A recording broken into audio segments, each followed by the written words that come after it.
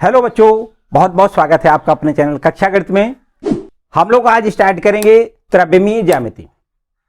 इससे ही रिलेटेड एक पिछला वीडियो हमने आपको दिया था सदिश बीजगणित का, जिसमें आपको सारे इंपॉर्टेंट प्रश्नों का वहां हल दिया था, कुछ बेसिक चीजें भी बताई थी। और उसी क्रम में आज हम आगे बढ़ते हुए त्रिविमीय ज्यामिति के बारे में बताएंगे और त्रिविमीय ज्यामिति के सारे कुछ बेसिक सूत्र बताएंगे। डीप नहीं जाएंगे, लेकिन सारे बेसिक सूत्र बताएंगे आपको, और सारे इंपॉर्टेंट प्रश्न जो आपके लिए परीक्षा में बहुत उपयोगी होंगे, उन सारे प्रश्नों का हम यहां हल देने वाले हैं। बच्चों, कोविड-19 के कारण आपकी मन में थोड़ी भ्रांतियां हो रही हैं कि पता नहीं अब एग्जाम होगा या नहीं होगा, हमें पढ़ना है या नहीं पढ़ना है। बच्चों, देखो धैर्य रखना है, आपको पढ़ाई तो करना ही करना है। अभी 20 मई तक परीक्षाएं आपकी टल गई हैं। 20 मई के बाद आपको नोटिफिकेशन आ जाएगा कि आपकी एग्जाम किस डेट से होगी, क्या होगी। वो सारी बातें आप अपने ऊपर मत, दिमाग पर थोड़ा जोर मत मारिए, क्योंकि वो सब कुछ काम गवर्नमेंट का है। वो अपने हिसाब से उसके अकॉर्डिंग आपकी परीक्षाएं होंगी। आप ऐसा कतई दिमाग से निकाल दीजिए कि आपकी एग्जाम नहीं होगी। एग्जाम तो होनी है, ठीक है। तो आप बिल्कुल निरंतर जिस क्रम से पढ़ रहे थे उसी क्रम से बिल्कुल निरंतर पढ़ते रहिए, किसी प्रकार की कोई ढील मत करिए। तो चलिए स्टार्ट करते हैं। आज त्रिविमीय ज्यामिति के कुछ बेसिक पहले फॉर्मूले पढ़ लें, जिनकी यहां पर बहुत आवश्यकता होगी, क्योंकि अगर आपके पास औजार नहीं है तो लड़ाई आप हार जाएंगे, पक्का है। तो सूत्र का मतलब सीधा सीधा औजार है आपके लिए, वो आपके हथियार जो आपके युद्ध में काम आने वाले, ठीक है। तो त्रिविमीय ज्यामिति से क्या मतलब है? सबसे पहले तो वही बात, त्रिविमीय ज्यामिति से क्या मतलब है? त्रिविमीय ज्यामिति का मतलब है एक, अभी तक आपने 2 डायमेंशनल के बारे में तो बहुत अच्छे से पढ़ा है, कक्षा 11 में भी पढ़ा है।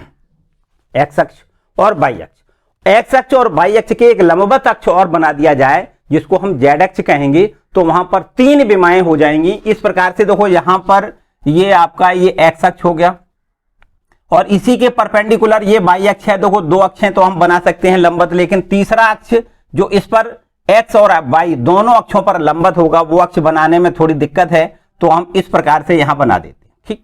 ये एक्स अक्ष हो गया, ये वाई अक्ष हो गया, और ये जेड अक्ष हो गया। ये आपका मूल बिंदु होगा। ये तीनों अक्षें आपस में परपेंडिकुलर हैं, लंबवत हैं एक दूसरे पर। एक्स वाई पर लंब है, वाई जेड पर लंब है, जेड एक्स पर लंब है। इस प्रकार से आपके ये त्रिविमीय ज्यामिति के बारे में आपको पढ़ना है, ठीक है।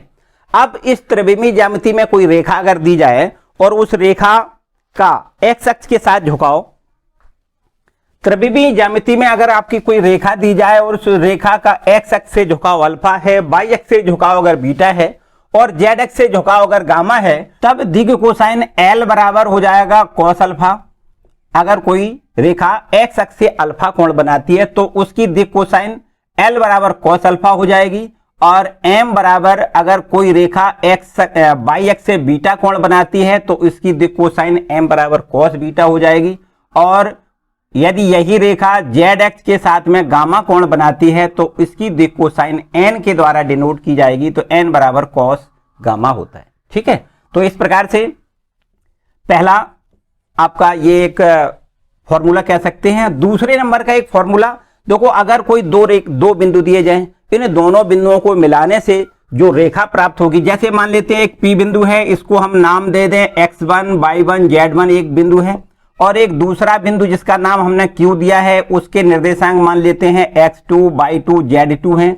और इन दोनों बिंदुओं को मिलाने से जो रेखा PQ बनेगा, उसका दिग कोसाइन अगर हमें ज्ञात करना है तो दिग कोसाइन L बराबर होता है x2 माइनस x1 बटे में PQ, और m बराबर हो जाएगा आपका y2 माइनस y1 बटे में PQ, और n बराबर हो जाएगा z2 माइनस z1 बटे में PQ। जहां PQ बराबर आपको क्या लिखना है? PQ बराबर होता है इन दोनों बिंदुओं के बीच की दूरी। इन दोनों बिंदुओं की बीच की दूरी कैसे ज्ञात करेंगे? x2 माइनस x1 का whole up square plus y2 minus y1 का whole up square plus z2 minus z1 का होल अप स्क्वायर, ठीक है। ये आपको PQ की वैल्यू यहां निकाल के रखनी है, और इस प्रकार ये दिग कोसाइन हमें PQ रेखा की दिग कोसाइन हम ज्ञात कर सकते हैं, ठीक है। और इसके बाद में यदि किसी रेखा, देखो एक तीसरा पॉइंट और नोट करें, कोई रेखा अगर हमें दी जाए, उसके दिग अनुपात हमें ज्ञात हो, और उसके दिग अनुपात अगर ज्ञात हो, मान लेते हैं दिग अनुपात है इस रेखा के दिग अनुपात, कोई रेखा के दिग अनुपात मान लेते हैं a, b, c है, तब उस रेखा की दिग कोसाइन कैसे ज्ञात करेंगे? L बराबर a बटे under root a square plus B square plus C square, m बराबर b upon under root a square plus B square plus C square, और n बराबर होता है आपका c बटे under root a square plus B square plus C square. ठीक है, ये किसी भी रेखा के दिग अनुपात हमें अगर पहले से पता है a b c, अगर किसी रेखा के दिग अनुपात a b c है तो इसके दिग कोसाइन ज्ञात करने के लिए फॉर्मूला है। इसके बाद आपको और देखो कुछ याद रखना है, जैसे मान लेते हैं कुछ, ये आपका कोई चौथा पॉइंट मान लें, एक्स अक्ष की दिग कोसाइन कितनी होती है? देखो यहां लिख देते हैं एक्स अक्ष की दिग कोसाइन या दिग कोज्याएं। तो एक्स अक्ष की जो दिग कोज्याएं होती हैं उनको आपको लिखना है, एक्स अक्ष की दिग कोज्याएं बराबर लिखना है 1 0 0। वाई अक्ष की दिग कोज्याएं लिखनी है वो आपको लिखनी है 0 1 0, और जेड अक्ष की जो दिग कोज्याएं हैं उनको आपको याद रखना है 0 0 1। ठीक है, एक्स अक्ष, वाई अक्ष और जेड अक्ष की दिग कोज्याएं आपसे सीधी सीधी पूछी जा सकती हैं, उनको आपको याद रखना है। देखो नोट करते जाओ आराम आराम से, देखो नोट जरूर कर लो, क्योंकि ये अगर आपके फॉर्मूले आपको कंप्लीट हैं तो आपके क्वेश्चन को हल करने में किसी प्रकार की कोई समस्या नहीं, क्योंकि आपके पास फॉर्मूले ही सब कुछ होते हैं, ऐसे मानो। ठीक है, तो इनको आप नोट कर लें अच्छे से। इसके बाद में देखो अब आगे बढ़ते हैं, तो अब देखिए कुछ ये पांचवा एक कोई आपका आर्टिकल, ये 5वां नंबर, अगर किसी भी रेखा की कोई दो रेखाएं हैं और उन दोनों रेखाओं के दिग कोज्याएं हमें ज्ञात हैं। मान लेते हैं पहली रेखा है रेखा नंबर 1, रेखा 1, इसकी दिग कोज्याएं L1 M1 N1 हमें ज्ञात हैं, और एक दूसरी रेखा कोई है, दूसरी रेखा यहां लिख दें, दूसरी रेखा, उसकी दिग कोज्याएं लिख देते हैं L2 M2 N2 है। तब इनके बीच का कोण कैसे ज्ञात करते हैं? तब इनके बीच का कोण cos थीटा बराबर हमें याद रखना है L1 L2 plus M1 M2 plus N1 N2। तब इनके बीच का कोण ज्ञात करने के लिए आपको फॉर्मूला याद रखना है cos थीटा बराबर L1 L2 plus M1 into M2 plus N1 into M2। ये दोनों रेखाएं परस्पर लंबवत हो सकती हैं। देखो लंबवत होने का क्या प्रतिबंध है? लंबवत होने का प्रतिबंध, ये दोनों रेखाएं लंबवत हो सकती हैं, उसके लिए प्रतिबंध है L1 L2 plus M1 M2 plus N1 N2 बराबर कितना? 0। cos 90 का मान 0 होता है, तो आपको यहां 0 सीधा सीधा मिल जाएगा। लंबवत होने का प्रतिबंध होता है L1 L2 plus M1 M2 plus N1 N2 बराबर 0। और यहीं पर अगर हम ये कहें कि ये दोनों रेखाएं समांतर होंगी, कब? समांतर होने का प्रतिबंध, समांतर होने का प्रतिबंध, समांतर होने का जो प्रतिबंध है वो आपका हो जाएगा, समांतर होने का प्रतिबंध L1 बटे L2 बराबर में M1 बटे M2 बराबर में N1 बटे N2। ये आपका समांतर होने का, दोनों रेखाएं समांतर होंगी यदि ये प्रतिबंध लागू होता है। ठीक है, और इसके बाद में अब हम देखो इसको और आगे बढ़ाएं, एक और अगला पॉइंट 6वां देखो समझें, यदि यही दोनों रेखाओं के दिग अनुपात दिए जाएं, अभी हमें दिग कोज्याएं दी गई थी तो ये प्रतिबंध है। अगर दिग अनुपात दिए जाएं तो अगर हम ये माने कि रेखा नंबर 1 जो है उसके दिग अनुपात, रेखा 1 के जो दिग अनुपात हैं उनको मान लेते हैं A1 B1 C1, तथा रेखा नंबर 2 मान लें और इस रेखा नंबर 2 के जो दिग अनुपात हैं उनको लिख देते हैं A2, B2, C2 हैं। तो इनके बीच का कोण कैसे ज्ञात करते हैं? तब इनके बीच का कोण cos थीटा बराबर आपको याद रखना है A1 into A2 plus B1 into B2 plus C1 into C2, और बटे में लिखना है अंडर रूट A1 का स्क्वायर प्लस B1 का स्क्वायर प्लस C1 का स्क्वायर इंटू में अंडर रूट A2 का स्क्वायर प्लस B2 का स्क्वायर प्लस C2 का स्क्वायर। यहां मॉड लगा दें क्योंकि यहां पर जो भी मान आएगा वो हमेशा प्लस में आपको लिखना है। ठीक है, तो यदि दोनों रेखाओं के दिग अनुपात हमें ज्ञात हों तब उनके बीच का कोण ज्ञात करने के लिए आपको ये फॉर्मूला याद रखना है। इसके साथ साथ और दो बातें याद रखनी है कि यदि ये दोनों रेखाएं परस्पर लंबवत हों, यदि ये दोनों रेखाएं लंबवत हों तो लंबवत लंबवत होने का क्या प्रतिबंध है? लंबवत होने का जो प्रतिबंध वो आपका निकल आएगा। देखो कैसे, लंबवत होने का प्रतिबंध मतलब cos 90 की वैल्यू 0 होती है, तो आपको यहां मल्टीपल करने के बाद ये पूरा 0 हो जाएगा। आपको मिलेगा a1 a2 plus b1 b2 plus c1 c2 बराबर 0। और यहां पर सेकेंड पॉइंट और डालें, समांतर होने का क्या प्रतिबंध है? यदि ये दोनों रेखाएं समांतर हैं तो समांतर होने का प्रतिबंध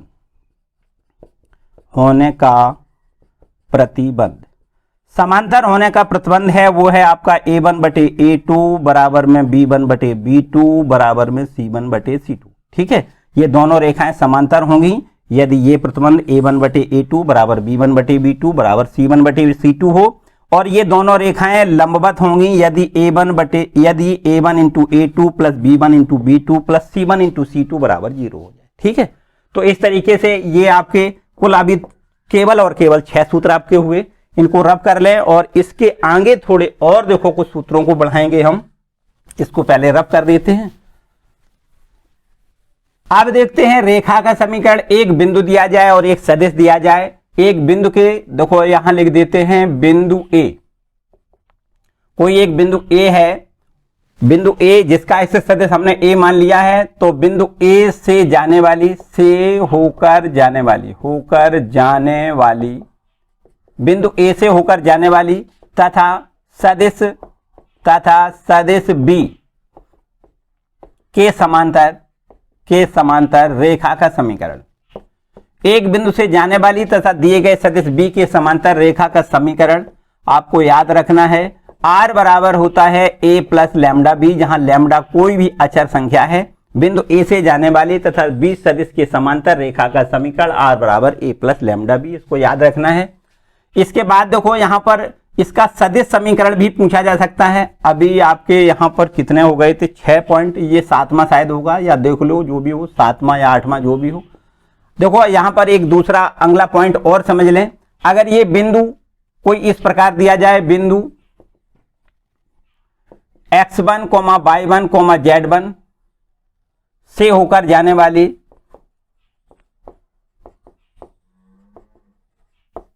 तथा जिसके दिग अनुपात पता है तथा जिनके दिग अनुपात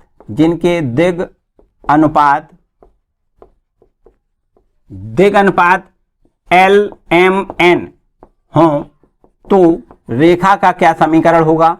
तो आपको रेखा का समीकरण याद रखना है। x माइनस x1 बटे में L बराबर में y माइनस y1 बटे में M बराबर में z माइनस z1 बटे में n।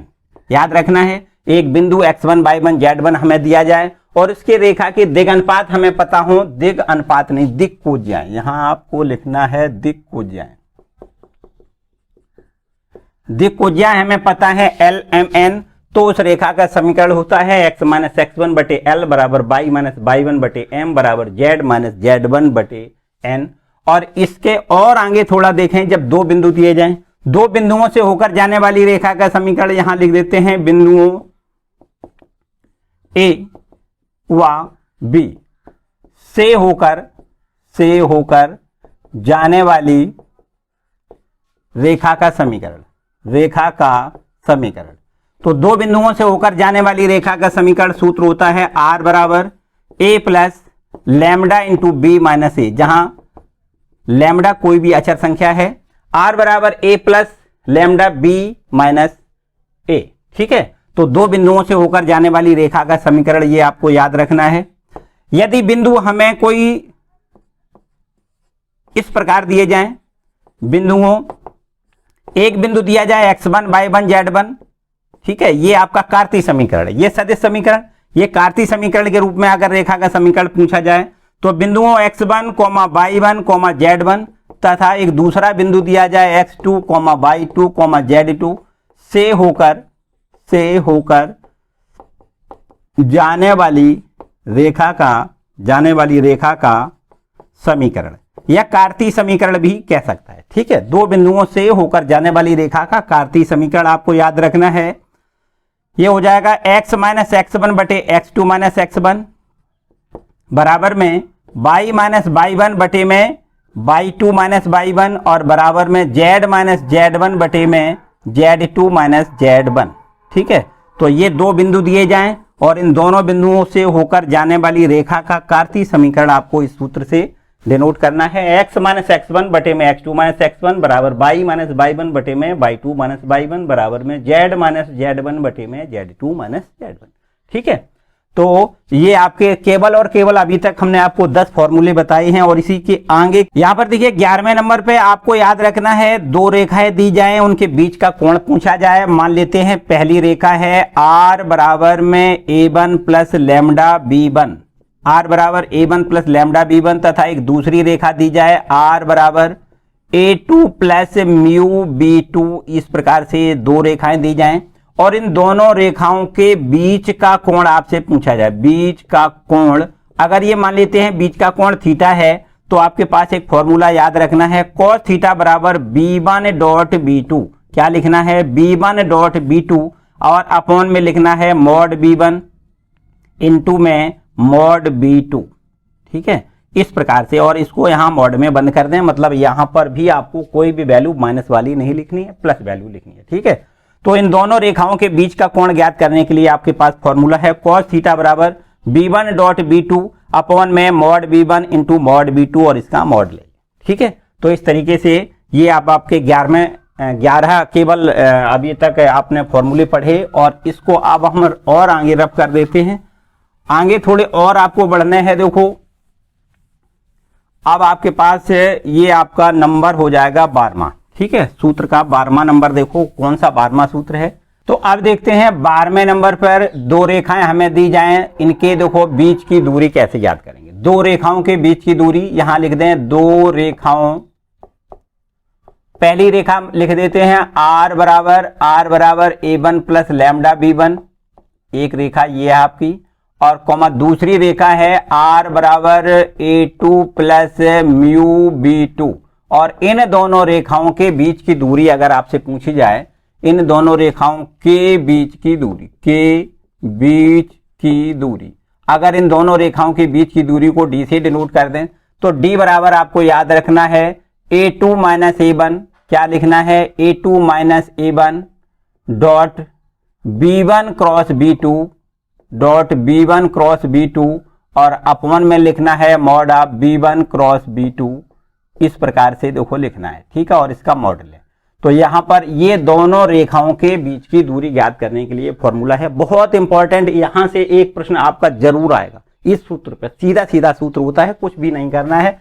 दोनों रेखाएं दी जाएंगी, इन दोनों रेखाओं के बीच की दूरी d बराबर आपको याद रखना है a2 minus a1 dot b1 cross b2 upon में mod of b1 cross b2। ठीक है, इसको याद रखना है। और इसके बाद में यहां पर देखो यही कार्तीय रूप में दी जाए दो रेखाओं, ये पहली रेखा मान लेते हैं इस प्रकार दी जाए x माइनस x1 बटे a1 और बराबर में y माइनस y1 बटे b1 बराबर में z माइनस z1 बटे c1। और एक दूसरी रेखा हमें दी जाए ये इस तरीके से x माइनस x2 अपॉन में a2 बराबर में y माइनस y2 अपॉन में b2 और बराबर में z माइनस z2 अपॉन में c2। और इन दोनों रेखाओं के बीच की दूरी आपसे पूछी जाए तो इन दोनों रेखाओं के बीच की दूरी d बराबर किस सूत्र से डिनोट करेंगे। देखो ध्यान दें, यहां पर ये आपको सबसे पहले एक सार्डिक बनाना है और इस सार्डिक की पहली वाली रो पर क्या लिखना है वो आप लिख लें। पहली वाली रो पर लिखना है x2 माइनस x1, यहां लिखना है y2 माइनस y1, यहां लिखना है z2 माइनस z1 और यहां लिखना है आपको a1 b1 c1। और ये तीसरी वाली रो पे लिखना है a2 b2 और c2। ठीक है, और फिर इसके बाद में अपॉन में यहां लिखना है अंडर रूट का निशान लगाएं और अंडर रूट के निशान के अंदर लिखना है बी सी। देखो ध्यान दें, इसको लिखने का तरीका थोड़ा याद कर रख लें। बी सी माइनस में यहां लिखना है बी सी और यहां 1 2, यहां 1 2, यहां 1 2 1, यहां पर 2 1। ठीक, और इसका होल ऑफ स्क्वायर लिख दें। ठीक है, बी सी देखो याद रखना है बी सी और यहां भी बी सी लिखना है, यहां 1 2 लिखना है, यहां 2 1 लिखना है। ठीक है, b1 c2 minus b2 c1 का होल ऑफ स्क्वायर और प्लस यहां पर सी ए, देखो लिखना है सी ए माइनस सी ए, देखो याद रखना है प्रोसेस वही है। यहां पर आपको लिखना है 1 2, यहां लिखना है आपको 2 1, क्या लिखना है 2 1, C1A2 माइनस C2A1 का होल ऑफ स्क्वायर, ठीक है, C2A1 का होल ऑफ स्क्वायर, और प्लस यहां पर आपको लिखना है AB माइनस यहां भी आपको लिखना है AB, यहां 1 2 यहां 2 1, ठीक है, इसका होल ऑफ स्क्वायर, ठीक है, मतलब A1 A2 A1 B2 minus A2 B1 का होल ऑफ स्क्वायर, इसको याद रखना है। और ये टोटल मिला के इन दोनों रेखाओं के बीच की दूरी D ये ज्ञात हो जाएगी, ठीक है। और इसी क्रम में आपको अब एक और सूत्र याद रखना है, यदि ये दोनों रेखाएं समांतर दी जाएं, यदि ये दोनों रेखाएं समांतर दी जाएं, मान लो एक रेखा हमारे पास ये थी R बराबर A1 प्लस लैम्डा B1 और R बराबर A2 प्लस म्यू B2, ये दो रेखाएं थी, ये दोनों रेखाएं समांतर नहीं है। यदि ये दोनों रेखाएं समांतर होंगी तो यहां पर देखो B1 और B2 ये दोनों बराबर बराबर लिख दें, तो ये दोनों रेखाएं समांतर हो जाएंगी। और फिर इनके बीच की दूरी कैसे ज्ञात करेंगे, यहां पर लिख दें दो समांतर रेखाएं, दो समांतर रेखाओं को पहले लिख लेते हैं। कौन कौन सी रेखाएं हैं, R बराबर A1 plus lambda B, R बराबर A1 प्लस लैम्डा B, तथा एक दूसरी रेखा लिख लेते हैं R बराबर A2 प्लस म्यू B, ठीक, यहां पर देखो B, यहां भी B लिखा है, इसका मतलब ये दोनों रेखाएं आपस में कैसी हैं, समांतर हैं। तब इन दोनों समांतर रेखाओं के बीच की दूरी, के बीच की दूरी, इन दोनों रेखाओं के बीच की दूरी D बराबर आपको याद रखनी है। देखो फॉर्मूला तो वही है, लगभग कुछ नहीं करना है। यहाँ B1 क्रॉस B2 जहां है वहां पर आपको केवल और केवल B लिखना है, बीच में क्रॉस का निशान लगाना है। आपको यहां पर इस प्रकार लिखना है, देखो A2 माइनस A1 और फिर इसके बाद यहां क्रॉस का निशान लगाना है और फिर इसके बाद B लिखना है और अपॉन में यहां लिखना है मॉड B, क्या लिखना है मॉड B, और यहां पर इस प्रकार इसको मॉड में बंद कर दें। तो इन दोनों समांतर रेखाओं के बीच की दूरी ज्ञात करने के लिए A2 minus A1 cross B upon mod B, ठीक है, ये आपको फॉर्मूला याद रखना है। तो यहां पर कुल मिला के अभी बहुत ज्यादा नहीं, ये आपका 13 नंबर कह सकते हो, तो इसको 14 कह दो। अभी आपको केवल और केवल 14 सूत्र बताए। इसके बाद कुछ समतल से संबंधित और सूत्र हैं, उनको भी देख लें, इसको रफ कर दें। और इसके बाद अब समतल के देखो कुछ सूत्र आपको बताएं, इसको रफ कर देते हैं। इसके बाद अब हम पहुंचते हैं, ये आपका कोई होगा 14वां नंबर। यहां पर अब हमें समतल के समीकरण देखो ज्ञात करने हैं। तो समतल के समीकरण ज्ञात करने के लिए क्या क्या कंडीशनें दी जा सकती हैं, आपके पास पहला कुछ इस प्रकार दिया जा सकता है कि समतल की मूल बिंदु से दूरी हमें पता हो। यहां लिख देते हैं समतल की मूल बिंदु से दूरी, तो समतल की मूल बिंदु से दूरी D अगर हमें पता हो, और समतल पर अभिलंबवत इकाई सदिश, समतल पर अभिलंबवत इकाई सदिश n कैप, इकाई सदिश n कैप अगर ज्ञात है, तब समतल का समीकरण, तब आपको याद रखना है समतल का समीकरण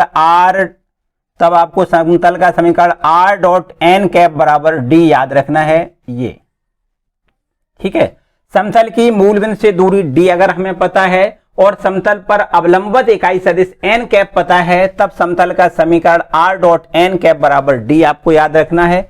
इस तरीके से ये आपका समतल का समीकरण ज्ञात करने के लिए फॉर्मूला है। इसके बाद देखो 15वें नंबर पर समतल की मूल बिंदु से दूरी, ये हमें अगर पता है, समतल की मूल बिंदु से दूरी, समतल की मूल बिंदु से दूरी D अगर हमें पता है और उसकी दिक्कोज्याएं हमें पता है, तथा दिक्कोज्याएं हमें L, M व N ज्ञात हों, तो समतल का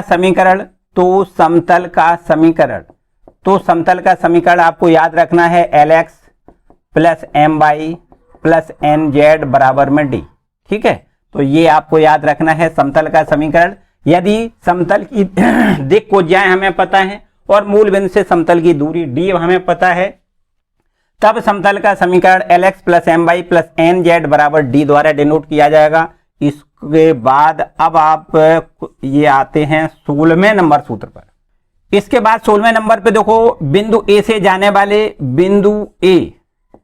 जाने वाले तथा सदिश n पर लंब समतल का समीकरण, लंब समतल का समीकरण आपको याद रखना है r डॉट n बराबर a डॉट n। ठीक है, ये समतल का समीकरण जब बिंदु A से जाने वाली एक बिंदु दिया जाएगा, एक बिंदु A से जाने वाले तथा सदिश n पर लंब समतल का समीकरण आपको याद रखना है r डॉट n बराबर a डॉट n। ठीक है, इसको आपको याद रखना है। और इसके बाद में समतल का समीकरण ज्ञात करने के लिए एक और अगला सूत्र, तो यहां पर देखो आपको याद रखना है, एक बिंदु दिया जाएगा, बिंदु x1 y1 z1, बिंदु x1 y1 z1 से जाने वाले तथा जिनके दिग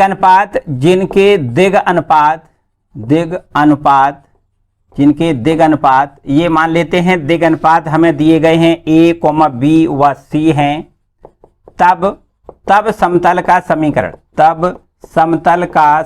आपको याद रखना है a इंटू ब्रैकेट में x minus x1 plus b into bracket में y minus y1 plus c into bracket में z माइनस z1। ये आपको देखो समतल का समीकरण, जब उसके दिग अनुपात हमें पता हो और बिंदु एक दिया जाए, उस बिंदु से जाने वाले समतल का समीकरण आपको याद रखना है a इंटू ब्रैकेट में x minus x1 plus b into bracket में y minus y1 plus c into bracket में z माइनस z1 बराबर 0। ये आपको याद रखना है। ठीक है, इसके बाद इसको अब हम रब कर लेते हैं। अब आपको देखना है कि अगर 3 असमरेख बिंदु दिए जाएं तब समतल का समीकरण हम कैसे याद करते हैं। 3 असमरेख बिंदुओं से जाने वाले समतल का समीकरण, मान लेते हैं एक बिंदु हमें दिया जाए, ये देखो कुछ कितने 17 हो गए थे, अब चलो इस पर नंबर 18 डाल देते हैं। बिंदु एक हमें दिया जाए, 3 असमरेख बिंदु हैं, इनमें से पहला बिंदु दिया जाए x1 y1 z1 और एक दूसरा बिंदु दिया जाए x2 y2 z2 और एक तीसरा बिंदु हमें दिया जाए कुछ इस प्रकार से x3 y3 z3। तो 3 असमरेख बिंदु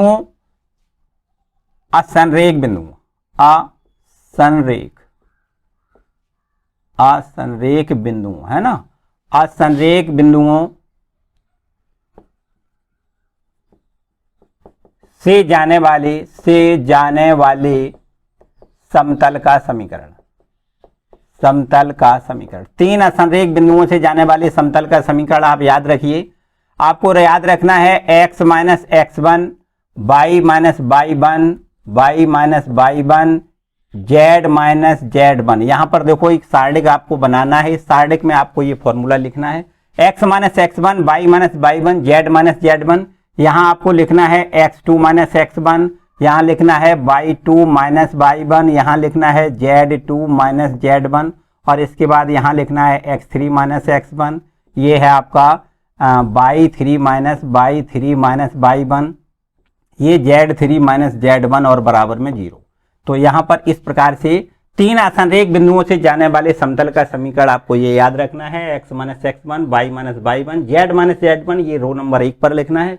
रो नंबर 2 पर लिखना है x2 minus x1 y2 minus y1 z2 minus z1 और रो नंबर 3 पर लिखना है x3 minus x1 y3 minus y1 z3 minus z1 और बराबर 0 लिखना है। इसको हल करना है और हल करने के बाद जो इक्वेशन मिलेगा वो आपका समतल का समीकरण हो जाएगा। ठीक है, इसके बाद अब आते हैं 19वें पॉइंट पर और इसके बाद आप देखते हैं 19वां पॉइंट। देखो 19वें पॉइंट में आपको क्या पूछा जा सकता है, आपके पास एक बिंदु दिया जा सकता है और एक समतल, एक बिंदु से एक समतल की दूरी आपसे पूछी जा सकती है। देखो यहां लिख देते हैं बिंदु ए से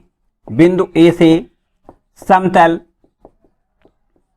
r डॉट n कैप बराबर d की दूरी।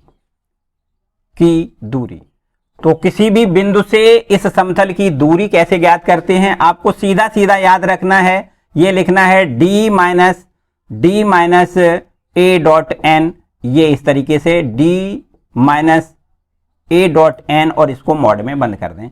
तो इस समतल की इस बिंदु से दूरी आपको ज्ञात करनी है, तो आपको सीधा सीधा याद रखना है। देखो इसका मतलब कुछ इस प्रकार भी आप लिख सकते हो, a dot n minus d, इस प्रकार भी लिख सकते हो। एक ही बात है, क्योंकि अगर ये ऋण में आएगा तो आपको प्लस में ही लिखना है, तो ऋण में आएगा तो अगर प्लस में करना है तो क्या करोगे, इसमें से इसको घटा दो, प्लस में सीधी आ जाएगा। तो आपको चाहे ये फॉर्मूला याद रखना है या ये रखना है, एक ही बात है। ठीक है, तो एक दिए गए बिंदु से एक दिया गया बिंदु A है, इस दिए गए बिंदु A से समतल की दूरी ज्ञात करने के लिए आपको फॉर्मूला याद रखना है d minus a dot n और इसको मॉड में बंद कर दें। ठीक है, और इसके बाद में एक लास्ट में फाइनल और एक सूत्र याद रखना है कि एक बिंदु आपको ये देखो A दिया गया है, बाय द वे यहां पर एक बिंदु ये कार्तीय बिंदु दिया जाए, मान लेते हैं बिंदु है x1, y1, z1, और इस बिंदु से एक समतल भी हमें उस प्रकार से दिया जाए, समतल को इस प्रकार दिया जाए ax plus by plus cz plus d और बराबर 0। इस समतल की इस बिंदु से दूरी आपसे पूछी जाए, से समतल इसकी दूरी अगर आपसे पूछी जाए तो बीच की दूरी कैसे, देखो इस बिंदु से इस समतल की दूरी कैसे याद करेंगे, आपको याद रखना है ax1 plus by1 plus cz1 plus में d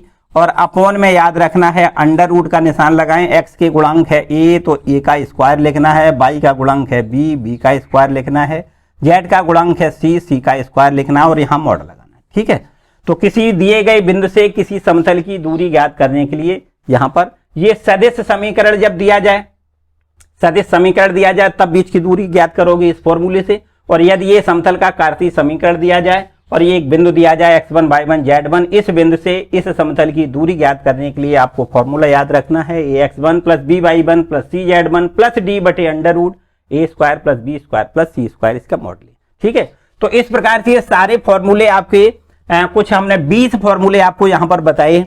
ठीक है, इनको आप बहुत भली प्रकार से अच्छे तरीके से, सबसे पहला काम तो यही है फॉर्मूले आपको अच्छे से कंप्लीट करना। ठीक है, और इसके बाद में हम जो आपके अब इंपॉर्टेंट प्रश्न बताने वाले हैं वो बेहद इंपॉर्टेंट हैं, इसलिए आप पूरा वीडियो लास्ट तक जरूर देखें, जिससे कि सारे आपके, ये तो देखो हमने आपको बताया कि ये तो आपके कंप्लीट करने ही करने हैं, साथ ही साथ जो आपके हम 10 या 12 कुछ क्वेश्चन आगे देने वाले हैं जो कि इंपॉर्टेंट हैं, उनको आप भली भांति अच्छे से समझ लें। ठीक है, और बोर्ड एग्जाम में यहां से जरूर एक प्रश्न आएगा, जरूर आएगा। ठीक है, इससे पहले जो हमने आपको सदिश बीजगणित वाला जो पार्ट बताया है और यहां से ये त्रिविमीय ज्यामिति, कुल मिला के ये 17 नंबर का बोर्ड एग्जाम में पूछा जाता है। ठीक है, तो 17 नंबर अगर आपको लेने हैं तो भैया बिल्कुल वो वाला वीडियो पीछे वाला उसको कंप्लीट कर लें और साथ ही साथ इस वीडियो को कंप्लीट कर लें, तो निश्चित रूप से हम ये मानेंगे कि आपने 17 नंबर कंप्लीट कर लिए। ठीक है, साथ ही साथ इन फॉर्मूलों को आप जरूर कंप्लीट कर लें। ठीक है, तो आते हैं अब देखते हैं वो सारे इंपॉर्टेंट प्रश्न जो आपके लिए परीक्षा में बहुत उपयोगी होंगे। चलिए स्टार्ट करते हैं इंपॉर्टेंट प्रश्नों को। सबसे पहले 2 प्रश्न बोर्ड पर लिखे हुए हैं, एक नंबर के दोनों प्रश्न हैं, बहुत इंपॉर्टेंट हैं। पहला प्रश्न देखते हैं, लिखा है यदि एक रेखा x अक्ष, y अक्ष तथा z अक्ष की धनात्मक दिशा के साथ क्रमशः 90 अंश, 60 अंश और 30 अंश की कोण बनाती है तो उसकी दिक् कोज्याएं बताइए। दिक् कोज्याएं मानी दिक् कोसाइन आपसे पूछे गए हैं। तो देखो यहां पर x अक्ष के साथ जो झुकाव है वो 90 अंश है, तो यहां लिख देते हैं माना रेखा का अक्षों से झुकाव, रेखा का अक्षों से झुकाव अल्फा है, y अक्ष से झुकाव बीटा है और z अक्ष से झुकाव इसका गामा है। तब आपको पता है हमें जो दिया गया है x अक्ष से झुकाव अल्फा बराबर दिया गया है 90 डिग्री और बीटा बराबर हमें दिया गया है 60 डिग्री और z अक्ष से जो झुकाव है उसको हम गामा लिख दें तो गामा बराबर हमें दिया गया है 30 डिग्री। ठीक है, अब हमसे दिक् कोज्याएं पूछी गई हैं, हमें बहुत अच्छे से पता है x अक्ष की दिक् कोज्या ये होती है L बराबर cos अल्फा मानी cos 90 और cos 90 का मान तो आपको पता ही है कितना 0 होता है और ये आपको m बराबर लिखना है cos बीटा और बीटा का मान दिया गया है 60 अंश तो cos 60 का मान आपको पता है 1/2 होता है और n बराबर आपको cos गामा लिखना है और गामा बराबर हमें 30 अंश दिया गया है। तब n बराबर हम लिख सकते हैं √3/2, cos 30 का मान √3/2। तो यही हमसे पूछा गया था कि रेखा की दिक् कोज्जाएं बताइए। तो रेखा की दिक् कोज्जाएं 0 और m बराबर 1/2 और n बराबर आपको √3/2 लिखनी है। ठीक है, तो ये आपका हो गया क्वेश्चन नंबर 1। ठीक है, और इसके बाद में अब देखते हैं क्वेश्चन नंबर दूसरा। देखो ये भी आसान प्रश्न है, हमने बताया कि आपके दोनों प्रश्न 1 नंबर में पूछे जाने वाले प्रश्न हैं, इसको हम रफ कर देते हैं। और क्वेश्चन नंबर दूसरा जो लिखा हुआ है उसको भी ध्यान से आपको समझना है। लिखा है उस रेखा का सदिश एवं कार्तीय समीकरण। सदिश समीकरण भी पूछा गया है, साथ साथ में इसी का हमें कार्तीय समीकरण भी पूछा गया है। और साथ में हमें दिया है जो बिंदु 5,2, -4 5,2, -4 से होकर ये रेखा जाता है और तथा 2,3, -1 दिग अनुपात वाली रेखा पर लंब है। तो यहां पर हमें सबसे पहले एक बिंदु दिया गया है, यहां पर लिख देते हैं बिंदु जो हमें दिया गया है वो आपका है 5,2, -4। इसका स्थित सदिश हम लिख देते हैं का स्थित सदिश। तो स्थित सदिश इसको हम a से डिनोट कर दें बिंदु को, तो ये a बराबर हो जाएगा कितना 5i कैप लिख दें, प्लस में लिख दें 2j कैप और माइनस का 4k कैप लिख दें। ठीक है, तो ये बिंदु a हो गया। बिंदु a से होकर जाने वाली रेखा का समीकरण आपसे पूछा गया है और इसमें हमें दिग अनुपात दिए गए हैं। देखो यहां लिख दें दिग अनुपात 2,3, -1 वाली रेखा पर लंब है। दिग अनुपात 2,3, -1 पर लंब सदिश आपको लिखना है। तो लंब सदिश देखो कितना कैसे डिनोट करते हैं n से। तो n बराबर हमें दिया गया है कितना 2i कैप, प्लस में लिख दें 3j कैप, माइनस में k कैप। ठीक है, अब आपको रेखा का समीकरण ज्ञात करना है। यहां लिख देते हैं रेखा का समीकरण। तो रेखा का समीकरण होता है r.n बराबर a.n।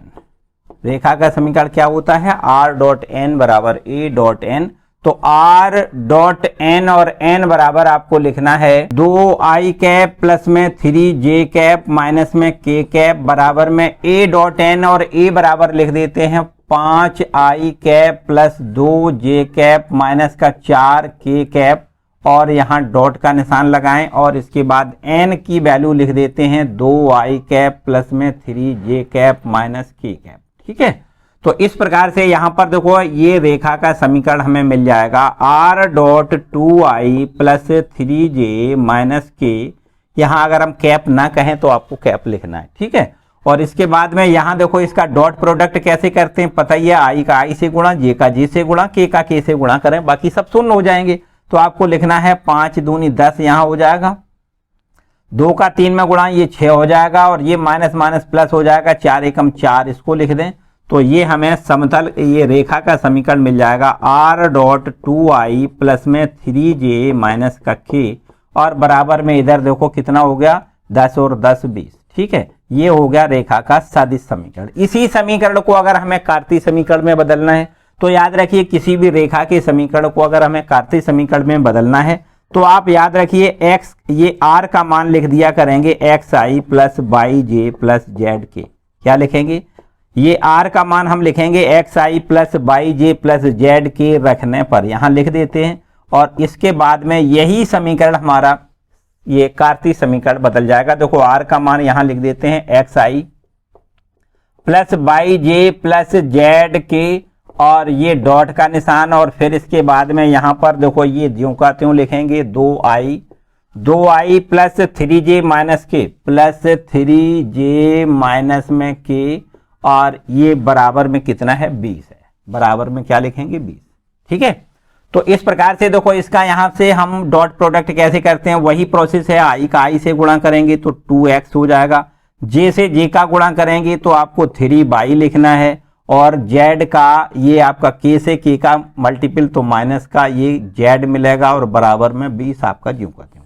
ये आपका कार्तीय समीकरण हो गया। क्या हो गया, ये आपको यहां लिखना है कार्तीय समीकरण है ना, यहां लिखना है कार्तीय समीकरण। चलो यहां लिख देते हैं कार्तीय समीकरण। ये आपका कार्तीय समीकरण बनके तैयार हो गया और ये आपका ये जो था वो आपका सदिश समीकरण है। क्या है ये? सदिश समीकरण, रेखा का सदिश समीकरण ये। ठीक है, तो इस तरीके से ये आपके दो प्रश्न जो कि आपके हमने बताया एक एक नंबर के हैं, छोटे छोटे प्रश्न हैं, लेकिन बहुत बार पूछे गए, बहुत इंपॉर्टेंट है, बेहद इंपॉर्टेंट। ठीक है, तो यहां पर इनको नोट कर लें। और इसके बाद अब देखते हैं आगे के प्रश्न दो। अब देखते हैं आगे के दो और प्रश्न, तीसरा और चौथा। यहां पर सबसे पहले आप तीसरा प्रश्न देखें, लिखा है बिंदुओं 3, -2, -5 और दूसरा बिंदु है 3, -2, 6 से गुजरने वाली रेखा का कार्तीय समीकरण आपसे पूछा गया। यहां पर तो कुछ सदिश समीकरण नहीं पूछा है, कार्तीय समीकरण पूछा गया है। तो कार्तीय समीकरण अगर आपको पूछा जाए तो सीधा सीधा देखो आपको लिखना है बिंदुओं, यहां पर पहले सूत्र लिख देते हैं, बिंदुओं x1, y1, z1 व x2, y2, z2 से होकर जाने वाली, से होकर या गुजरने वाली एक ही बात है, से होकर जाने वाली रेखा का समीकरण, जाने वाली रेखा का कार्तीय समीकरण।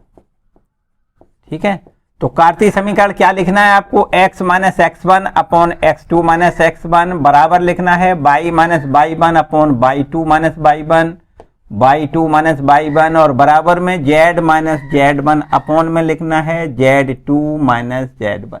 ठीक है, ये होता है दो बिंदुओं से होकर जाने वाली रेखा का कार्तीय समीकरण। बस इसमें यहां पर देखो एक बिंदु दिया गया है, कौन सा है वो लिख लेते हैं, बिंदु 3, -2, 6 और एक और बिंदु दिया गया है,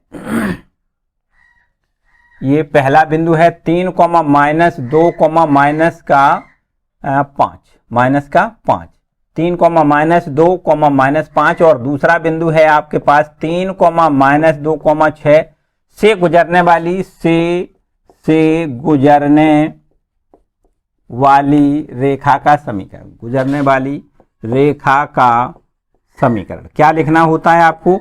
यही जो अभी आपने सूत्र लिखा है, x, देखो ये बिंदु x1, y1, z1 होता है और इस बिंदु को हम मानते हैं x2, y2, z2।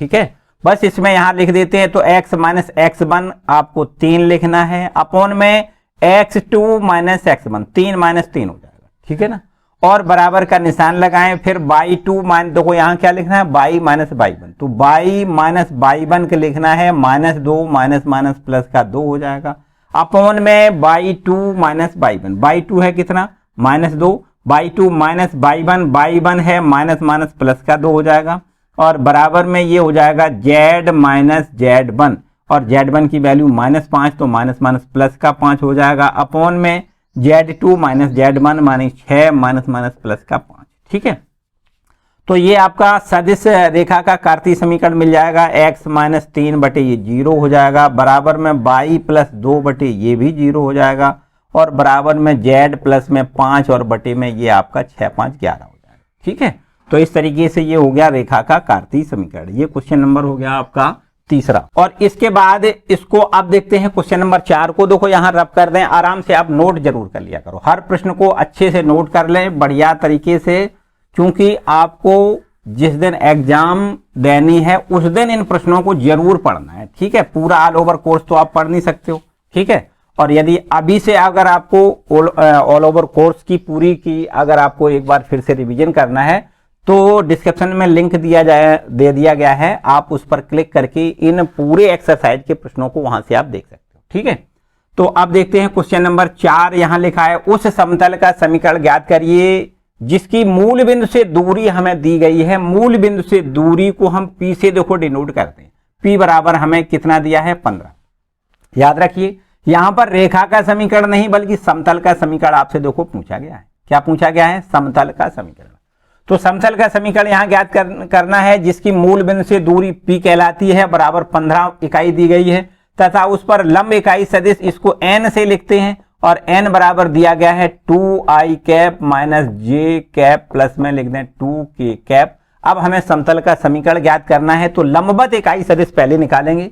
तो लंबवत इकाई सदिश n कैप बराबर होता है सदिश n बटे में सदिश n का मापांक का हम भाग करेंगे। तो आपको यहां लिखना है 2i cap minus j cap plus में 2k कैप और अपॉन में मॉड, तो मॉड बराबर कैसे निकालते हैं, अंडर रूट, यहां लिख दें i का गुणांक है 2, आपको 2 का स्क्वायर लिखना है, प्लस -1 का स्क्वायर लिखना है, प्लस 2 का स्क्वायर लिखना है। ठीक है, तो इस तरीके से ये हो जाएगा 2i cap minus j cap, plus में यहां लिख दें 2k कैप और अपॉन में यहां अंडर रूट, यहां 2 का स्क्वायर 4 लिखें, प्लस -1 का स्क्वायर प्लस 1 लिखें और फिर 2 का स्क्वायर यहां 4 लिख दें, 4 4 8 1 9 वर्गमूल लें तो आपको यहां 3 मिलेगा।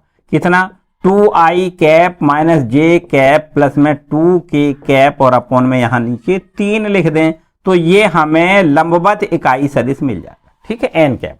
अब हमें समतल का समीकरण निकालना है, यहां लिख दें समतल का समीकरण। ठीक है, मूल बिंदु से समतल की दूरी d या p कहते हैं, p हमें ज्ञात हो और लंबवत इकाई सदिश n कैप की वैल्यू हमें ज्ञात हो, तो समतल का समीकरण सूत्र होता है r डॉट n कैप बराबर में p। ठीक है ना, बस इसमें यहां मान लिख देते हैं, r डॉट n कैप की वैल्यू ये लिख दें कितनी, 2i माइनस j प्लस में लिख दें 2k, ये कैप सब पर लगाना है और अपॉन में ये 3 लिखना है, बराबर में p की वैल्यू लिखनी है, p बराबर 15 इकाई दिया है, यहां 15 लिख दें। ठीक, इसके बाद ये ही बस समतल का समीकरण हो जाएगा, r डॉट ये 15 का 3 में मल्टीपल और कर दें तो बस आंसर आ जाएगा 2i cap minus j cap plus में लिख दें 2k कैप बराबर में 15 या 45। ठीक है, ये हो गया समतल का समीकरण। ठीक है भैया, कोई डाउट? तो इस तरीके से ये हो गया क्वेश्चन नंबर तीसरा और ये चौथा। ठीक है, अगला देखते हैं। अब देखते हैं क्वेश्चन नंबर 5 और 6। यहां पर 5वां प्रश्न 6वां प्रश्न में देखो, दोनों प्रश्नों में एक ही बात पूछी गई है कि ये बिंदु दिया गया है और इस बिंदु की इस समतल से दूरी पूछी गई है। इसमें भी यही बात है, इस बिंदु से इस समतल की दूरी पूछी गई है, लेकिन यहां पर फर्क क्या है? फर्क ये है कि ये समतल का समीकरण जो दिया गया है वो आपका सदिश समीकरण दिया गया है, यहां पर समतल का समीकरण दिया गया है वो कार्तीय समीकरण दिया गया है। तो आपको थोड़ी सी अलग अलग प्रोसेस दोनों में करनी है। क्या है, देखो पहले आपको क्वेश्चन नंबर 5 समझ लेना है। ये बिंदु दिया गया है, इस बिंदु को हम लिख देते हैं, माना ये बिंदु कोई ए है और इन बिंदु ए का इससे सदिश बराबर हमें लिखना है 2i cap plus 5j cap लिख दें माइनस 3k कैप लिख दें। ठीक है, ये बिंदु जो दिया गया बिंदु है उसका इससे सदिश हमने ये लिख दिया और इस बिंदु से इस समतल की दूरी या हमें जो समतल दिया गया है उसको लिख लें। समतल दिया गया है r डॉट 6i माइनस का 3j लिखना है प्लस में 2k लिखना है बराबर में 4। तो ये समतल की इस बिंदु से दूरी हमसे पूछी गई है। देखो ध्यान दें, यहां पर r डॉट n बराबर d से आपको तुलना करके, यहां पर देखो तुलना करने पर, यहां से अगर हम तुलना करें तो n की वैल्यू हमें मिल जाएगी, n बराबर 6i माइनस 3j प्लस में लिख दें 2k और यहां d बराबर ये मूल बिंदु से समतल की दूरी d बराबर ये 4 इकाई निकल आएगी। ठीक है, d बराबर 4। अब आपको क्या करना है, इस बिंदु से समतल की दूरी हमें ज्ञात करनी है। तो देखो यहां पर लिखना है बिंदु ए से, बिंदु ए ये कितना है 2i cap plus 5j cap minus 3k cap. बिंदु ए से समतल ये समतल जो दिया गया है r dot 6i minus 3j plus 2k और बराबर 4 की दूरी हमसे पूछी गई है। की दूरी देखो पहले सूत्र आप याद रखिए, सूत्र हमने आपको बताया कि यहां पर मॉड लगाएं और लिख दें a dot n minus D, इस तरीके से।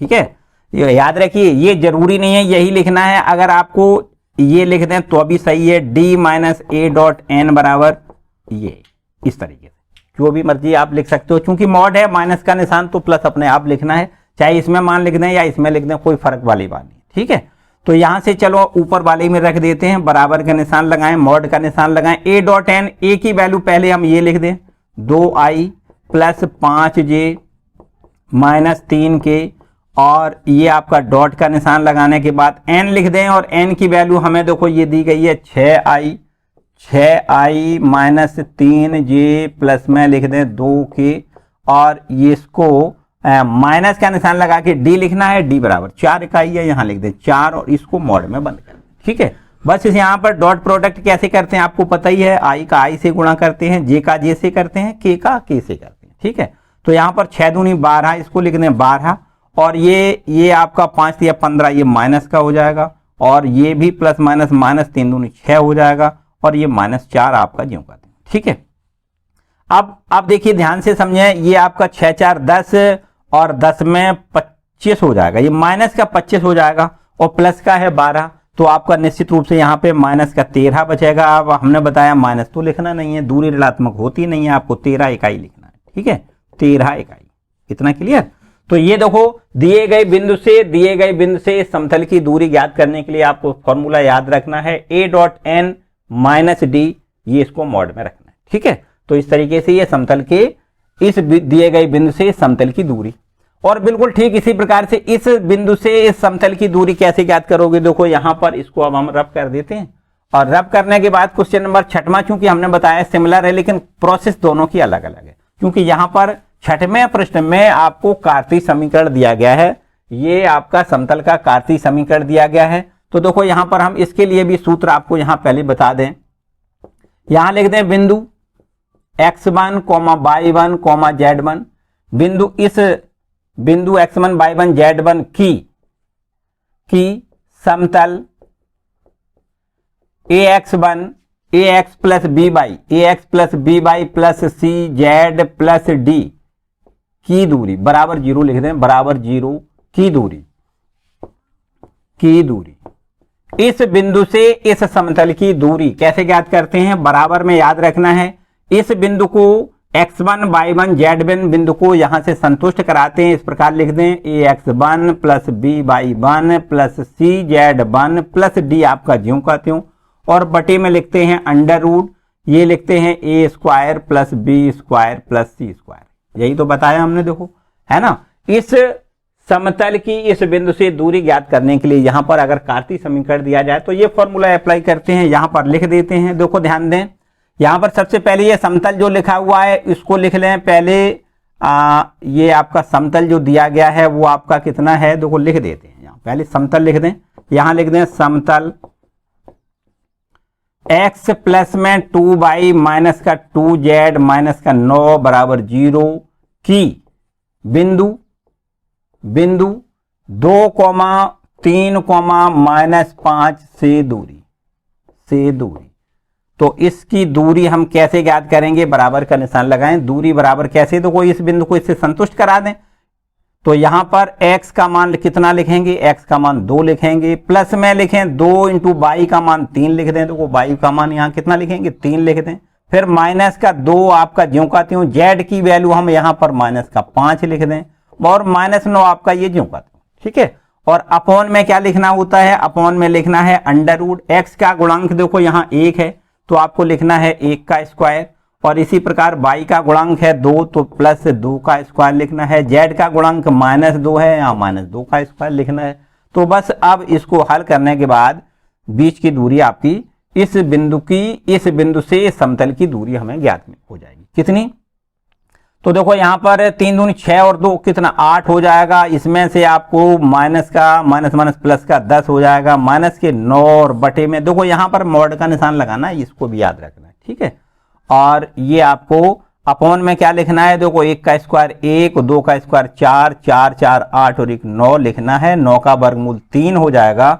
आपको 10 9 18, 18 में से 9 घटाएंगे तो 9 मिलेगा, और बटे में ये अंडर रूट 9 का मतलब 3 होता है, आपको यहाँ 3 लिखना है। ठीक, तो 3 इकाई दूरी बच गई, 3 त्रिका 9, 3 इकाई दूरी। ठीक है, तो इस दिए गए बिंदु से समतल की दूरी आपकी कितनी मिल गई, 3 इकाई।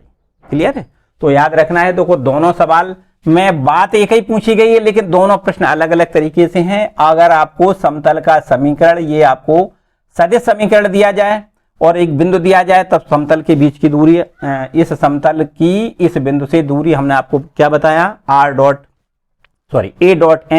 - d, इसको मॉड में रख दें, और यहां पर इस बिंदु से इस समतल की दूरी ज्ञात करने के लिए आपको ये फॉर्मूला बताया, उसका ये एप्लीकेशन। ठीक है, तो इस तरीके से ये क्वेश्चन नंबर 5 और 6 कंप्लीट। अगला देखते हैं, तो अब देखते हैं क्वेश्चन नंबर 7 और 8। यहां पर 7वें और 8वें प्रश्न में देखो बात एक ही पूछी गई है, ये है एक रेखा और ये है आपकी एक दूसरी रेखा। इन दोनों रेखाओं के बीच की दूरी इसमें पूछी गई है। यहां भी वही बात है, एक रेखा ये है, एक रेखा ये है, इन दोनों रेखाओं के बीच की दूरी पूछी गई है। दोनों प्रश्न अलग अलग हैं, दोनों के प्रश्न के लगाने का तरीका भी अलग अलग होगा, कुछ फर्क है। अभी हम आपको सारी बातें बताएंगे। सबसे पहले आपको क्वेश्चन नंबर 7 पर गौर करना है। यहां पर देखो एक पहली रेखा दी गई है, ये है आपकी रेखा r बराबर i प्लस जे और प्लस में है लैम्डा इंटू ब्रैकेट में लिखा है 2i माइनस जे प्लस के, इस प्रकार से। ठीक है, ये है रेखा नंबर 1। और यहां पर रेखा नंबर दूसरा है, वो दिया गया है r बराबर 2i कैप प्लस जे कैप माइनस के कैप प्लस म्यू इंटू में ये है 3i cap minus 5j cap plus 2k cap, और यहां पर इस पर हम नंबर दूसरा डाल दें। तो इन दोनों रेखाओं के बीच की दूरी ज्ञात करनी है। कैसे देखो ज्ञात करेंगे, सबसे पहले आपको क्या करना है, समीकरण 1 व 2 की r बराबर, देखो रेखा r बराबर a1 प्लस लैम्डा b1 व r बराबर a2 प्लस म्यू b2 से आपको तुलना करनी है। समीकरण 1 से तुलना करने पर यहां पर समीकरण नंबर जो 1 दिया है उसकी तुलना करेंगे r बराबर a1 प्लस लैम्डा b1 से, और रेखा नंबर जो 2 है उसकी तुलना करेंगे r बराबर a2 प्लस म्यू b2 से। अगर हम तुलना कर दें तो हमें इस प्रकार से, देखो ये a1 मिल जाएगा, a1 बराबर i प्लस j मिल जाएगा a1, और b1 बराबर ये हमें मिल जाएगा b1 बराबर 2i cap minus j cap plus k cap. और इसी प्रकार यहां से जब तुलना करेंगे तो हमें a2 का मान मिल जाएगा 2i plus j minus k cap, और ये b2 बराबर हमें मिल जाएगा कितना, 3i minus 5j plus 2k cap. ठीक है, तो इस प्रकार से हमें a1 b1 और a2 b2 के मान हमें मिल जाएंगे। तो इन दोनों रेखाओं के बीच की दूरी, क्या आपको सूत्र याद है? हमने आपको बताया है बहुत अच्छे से कि दोनों रेखाओं के बीच की दूरी d बराबर सूत्र होता है a2 minus a1 dot b1 cross b2 और अपॉन में mod of b1 cross b2। ये हमने आपको अच्छे से अभी हमने सूत्र बताया था। तो यहां पर बस इसी के अकॉर्डिंग हमें आगे प्रोसेस बढ़ानी है। सबसे पहले a2 माइनस a1 की वैल्यू ज्ञात करनी है। यहां लिख देते हैं a2 माइनस a1 बराबर कितना हो जाएगा, देखो ये a2 है, इसमें से a1 हमें घटा देना, सीधा डायरेक्ट लिख दें। अगर हम i से i को घटाएंगे 2i में से 1i घट जाएगा, 1i बचेगा, j में से j पूरा घट जाएगा, प्लस 0j लिख दें या 0 ना लिखें कोई समस्या ही नहीं है, पूरा पद ना लिखें कोई दिक्कत नहीं, माइनस k, इसमें यहाँ k है नहीं तो माइनस का k यहाँ ज्यों का त्यों लिख दें।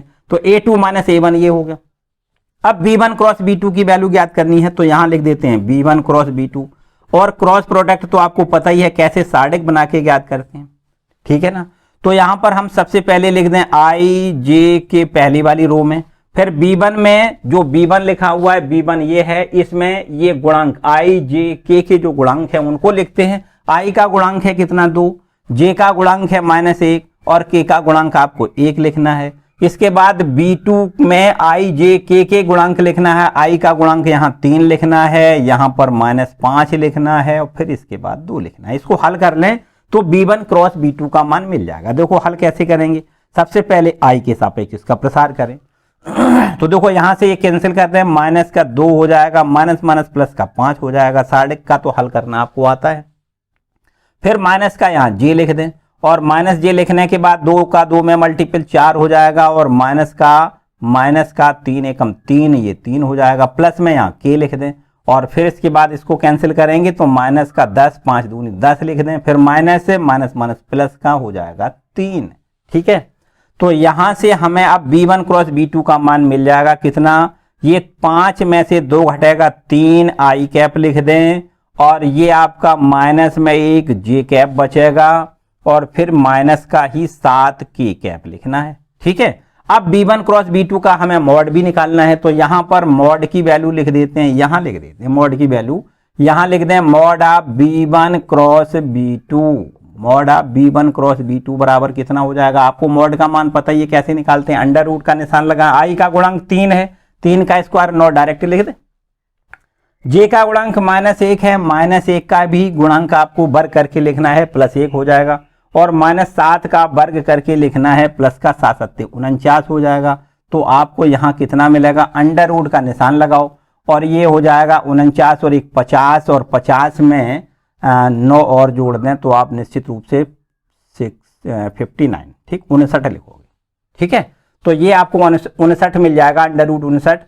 अब आपको इन दोनों रेखाओं के बीच की दूरी d बराबर, इसी फॉर्मूले में यहां मान लिख देते हैं, आंसर आपका आ जाएगा। ठीक है, तो इन दोनों रेखाओं के बीच की दूरी d बराबर, फॉर्मूले इसमें a2 - a1 की वैल्यू पहले लिख दें। ये है आपकी i, क्या लिखेंगे, i माइनस या प्लस कुछ भी लिख दो, यहां ना लिखो जे वाला फंक्शन ना लिखें, कोई फर्क नहीं, माइनस के लिख दें, ये आपका ज्यों का त्यों, और डॉट का निशान लगा के फिर b1 क्रॉस b2 का ये वाला मान लिख दें, 3i माइनस जे -7 के, माइनस जे और माइनस का 7 इंटू के, 7 के लिख दें, और अपॉन में यहां पर b1 क्रॉस b2 का जो मान हमने निकाला मॉड का मान, उसको लिख दें अंडर रूट 59। ठीक है, यहां मॉड लगा दें। बस यहां पर अब हम क्या करेंगे, देखो डॉट प्रोडक्ट करने के लिए i का i से गुणा, जे का जे से गुणा, के का के से गुणा कर दें, तो i का i से गुणा 3 एकम 3 हो जाएगा, ये 0 हो जाएगा, और माइनस माइनस प्लस का 7 हो जाएगा, और अपॉन में आपको अंडर रूट 59 ये यूं कहते हो। तो अब आपके पास जो आंसर होगा वो होगा ऊपर 10 और अपॉन में अंडर रूट 59। ठीक, एक आई आगे लिख दें। ठीक है, तो इस तरीके से इन दोनों रेखाओं के बीच की दूरी ज्ञात करने के लिए आपको ये बहुत बार पूछा गया, बहुत बढ़िया इंपॉर्टेंट प्रश्न है, इसलिए आप इसको भैया बहुत जरूर से कंप्लीट कर लें। और इसके साथ साथ जो प्रश्न नंबर 8 दिया गया वो भी बहुत बार पूछा गया है, लेकिन फर्क क्या है, देखो फर्क समझो, आप फर्क समझो, पहले आपको फर्क समझना है कि इस सवाल में और इस सवाल में क्या अंतर है। जब दोनों रेखाएं यहां दी गई हैं, दोनों रेखाएं यहां दी गई हैं, तो अंतर क्या है, देखो अंतर ये है, यहां पर देखिए, यहां पर ये b1 और b2 दोनों अलग अलग थे, यहां पर ये b1 और ये b2 अलग नहीं है, ये दोनों बिल्कुल एकदम सेम है। तो हम ऐसे कह सकते हैं कि ये वाली रेखा जो दोनों रेखाएं दी गई हैं वो दोनों रेखाएं आपस में समांतर हैं, और इन जब ऐसी स्थिति दी जाए तो इन दोनों रेखाओं के बीच की दूरी ज्ञात करने के लिए थोड़ा सा बदलाव करना होता है। अभी हम थोड़ा सा बदलाव करके आपको बताएंगे, बाकी शेष काम आप खुद कर सकते हो, कोई समस्या वाली बात नहीं। देखो क्या क्या कर सकते हो, ध्यान से समझें। यहां पर वही आपको अभी हमने बताया, r बराबर a1 प्लस लैम्डा b1 या लैम्डा 1 b1 ऐसे लिख दें, तथा दूसरा है r बराबर a2 प्लस लैम्डा 2 b। यहां पर देखो b, यहां भी b आप रखिए, यहां भी b रखिए, क्यों, क्योंकि ये तो दोनों एक ही है, b1 b2 अलग अलग नहीं है, एक ही बात है। तो यहां पर आपको अब क्या करना है, यहां लिख दें से तुलना करने पर, तो यहां पर जब तुलना करेंगे तो a1 की वैल्यू हमें देखो कितनी मिल जाएगी, i प्लस 2j माइनस के, ये देखो हो गया a1, और ये आपका b तो आपका वही कॉमन है जो इसमें है वही इसमें है, आपको लिखना है 2i plus 3j plus 6k। ठीक है, और ये आपका a2 बराबर लिखना है, कितना लिखना है, ये लिखना है 3i plus 3j minus 5k लिखना है। ठीक है, अब आपको देखो वही वाली प्रोसेस दोहरानी है, a2 माइनस a1 लिखना है। तो a2 माइनस a1 बराबर इसमें से इसको घटाना है, 3i में से एक i घट जाएगा, 2i बचेगा, 3j में से 2j घट जाएगा तो आपका प्लस का एक j बच जाएगा, और ये माइनस का ये प्लस हो जाएगा तो माइनस का 4k बचेगा। ठीक है, तो a2 माइनस a1 देखो हमारा ये हो गया a2 माइनस a1, इतना ठीक है। फिर इसके बाद में आपको क्या करना है, आपको देखो इन दोनों जब समांतर दोनों रेखाएं होती हैं तब उनके बीच की दूरी d बराबर आपको फॉर्मूला अप्लाई करना है। देखो बीच की दूरी d, यहां लिख देते हैं दोनों रेखाओं के बीच की दूरी, इन दोनों रेखाओं के बीच की दूरी d बराबर देखो कैसे ज्ञात करेंगे, फॉर्मूला याद रखें, d बराबर होता है a2 माइनस a1, क्या होता है a2 minus a1 cross b और अपॉन में मॉड b। आपको ये देखो फॉर्मूला याद रखना है। ठीक, ये इतना फॉर्मूला आपको याद रखना है। अब मेरे ख्याल से अगर हम कुछ ना करें आप खुद कर सकते हो, a2 माइनस a1 की वैल्यू देखो हमने ये रख दी, यहां लिख दें, और क्रॉस का निशान है याद रखिएगा, यहाँ सारडिक बना के फिर इसकी वैल्यू हम ज्ञात करेंगे। और बी की वैल्यू हमें पता ही है, ये वाली रखनी है, ठीक है। सारडिक में मान रखिए, इसका ऊपर वाले का पूरी का हल ज्ञात कर लें और बटे में मॉड भी कर दें, भाग कर दें, और फिर इसके बाद दोनों रेखाओं के बीच की दूरी आपकी ज्ञात हो जाएगी, ठीक है। तो चाहो तो हम लगा दें, नहीं वैसे तो आप कर सकते हो, यहां पर आप कोई खास बात नहीं है। आपको ये वाली देखो a2 माइनस a1 की वैल्यू जो हमने निकाल के रखी है वो यहां लिखनी है, क्रॉस का निशान है, तो निश्चित रूप से b के साथ में इसका जब क्रॉस प्रोडक्ट करोगे तो सारडिक बना के हल कर लोगे, और अपॉन में मॉड भी निकालो, इसका भाग करेंगे, और बस इन दोनों रेखाओं के बीच की दूरी आपको ज्ञात हो जाएगी, ठीक है। नेक्स्ट क्वेश्चन देखते हैं। अब अंत में देखते हैं क्वेश्चन नंबर 9वां और 10वां।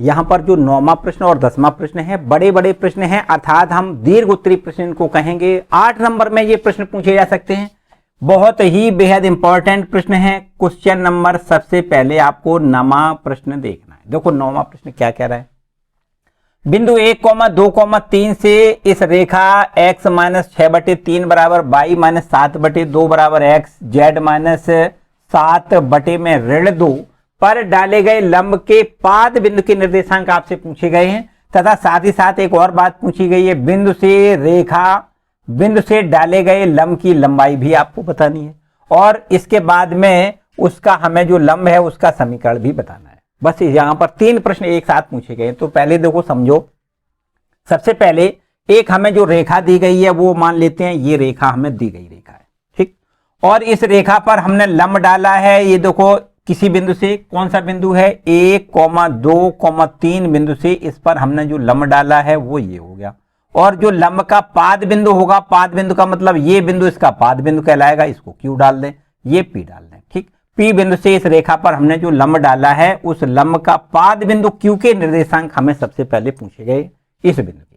तो देखो ध्यान दें, जो हमें रेखा है दिया गया है वो तो है x माइनस 6/3 बराबर में y माइनस 7/2 बराबर में z माइनस 7/2, ठीक है। यहां पर एक काम करते हैं, बराबर में किसी अचर के बराबर लैम्डा के बराबर मान लेते हैं, और यहां पर लिख दें माना है ये हमने, है ना, तो यहां लिख दें माना। अब यहां से हम अगर इसको इस लैम्डा के बराबर लिख दें तो यहां से x की वैल्यू हमें मिल जाएगी, x बराबर देखो कितना 3 लैम्डा, कितना 3 लैम्डा प्लस में कितना हो जाएगा 6, माइनस का 6 इधर ले जाओगे प्लस में 6, तो x की वैल्यू तो ये निकल आई। यहां से अगर हम y की वैल्यू निकालें, देखो इसको दोनों को बराबर करके, तो y बराबर हो जाएगा 2 लैम्डा प्लस में 7, और इसी प्रकार इसको इससे बराबर कर दें तो z की वैल्यू निकल आएगी, z बराबर हो जाएगा माइनस का 2 लैम्डा प्लस 7। तो यहां पर पाद बिंदु Q के निर्देशांक समझो निकल आए, x, y, z यही तो पाद बिंदु होंगे, जो कि देखो ये आपको यहां दिखाना है 3 lambda plus 6, 3 lambda plus 6, 2 lambda plus में 7, माइनस में 2 लैम्डा प्लस में 7, ये आपके पाद बिंदु Q के निर्देशांक ज्ञात हो गए, ठीक, यही हमसे पूछे गए। लेकिन समस्या इस बात की है कि ये जो लैम्डा हमने माना है उसका मान तो हम ज्ञात करें, बहुत आसान से हो जाएगा, कोई समस्या वाली बात नहीं है। क्यों, देखो ध्यान से समझो, एक रेखा ये हमें दी गई है, इस रेखा के दिग अनुपात तो आपको पता है कितने हैं, 3, 2 माइनस 2, इस रेखा के दिग अनुपात पता है, और यदि हम PQ रेखा के दिग अनुपात पता करना चाहें तो भी पता कर सकते हो। किसी रेखा के दिग अनुपात यदि दोनों बिंदुओं की निर्देशांक ज्ञात हो, दो बिंदुओं को मिलाने से जो रेखा बनी है उसके हमें दिग अनुपात ज्ञात करना हो तो सूत्र क्या होता है, x2 minus x1, y2 minus y1, z2 minus z1, ये हमें दिग अनुपात ज्ञात करने के लिए फॉर्मूला है। तो यहां पर लिख दें रेखा PQ के दिग अनुपात, रेखा PQ के दिग अनुपात अगर हम कुछ A1 B1 C1 मान लें, क्या मान लें, A1 B1 C1, तो A1 बराबर कितना हो जाएगा, आपको लिखना है 3 लैम्डा प्लस 6 माइनस 1, ठीक, A1 बराबर इतना हो जाएगा, मतलब ये हो गया x2 माइनस x1। अब B1 बराबर कितना हो जाएगा, ये B2, ये है B2 माइनस B1, तो ये आपको लिखना है x2 माइनस x1, ये लिखना है y2 माइनस y1, सॉरी गलत कह गई थी, यहां से आपको B2 की value A1 B1 C1, B1 बराबर आपको लिखना है कितना, y2 माइनस y1, y2 कितना है 2 लैम्डा प्लस 7, इसमें से घटाना है 2, ठीक है। और इसी प्रकार से आपको यहां C1 बराबर लिखना है, C1 बराबर हो जाएगा माइनस में 2 लैम्डा प्लस 7, इसमें से घटाना है कितना 3, ठीक है, घटाना कितना है 3। तो इस तरीके से आपको A1 B1 C1 की वैल्यू मिल गई, मतलब इस रेखा PQ के दिग अनुपात हमें पता चल गए कितने, आपको देखो ये मिलते हैं 3 लैम्डा प्लस 5 लिख दें। B1 की वैल्यू हमें यहां पे मिल जाएगी 2 लैम्डा प्लस 5 लिख दें, और यहां C1 की वैल्यू जो है वो मिल जाएगी माइनस में 2 लैम्डा प्लस में कितना 4, 7 में से 3 घटेगा 4 हो जाएगा। तो ये PQ रेखा के दिग अनुपात पता हो गए, और रेखा ये जो हमें दी गई रेखा है उसके दिग अनुपात दी गई रेखा के दिग अनुपात तो आपको पहले से पता है, प्रश्न में जो दिए गए हैं। दी गई रेखा के दिग अनुपात, इस रेखा के दिग अनुपात को A2 B2 C2 मान लें। तो A2 बराबर हमें देखो कितना दिया गया है, ये है ना, ये वाला प्रश्न है, इसमें 3 लिख दें। A2 B2 बराबर हम लिख देते हैं 2, और C2 बराबर हम लिख देते हैं -2। ठीक है, अब आपको ये देखो समझना है कि ये वाली रेखा और ये वाली रेखा परस्पर कैसी है, लंबवत है। तो जब दोनों रेखाएं लंबवत होती हैं तब आपको प्रतिबंध पता है क्या होता है। तो यहां पर इसका नाम कुछ इस प्रकार डाल दें, AB डाल दें।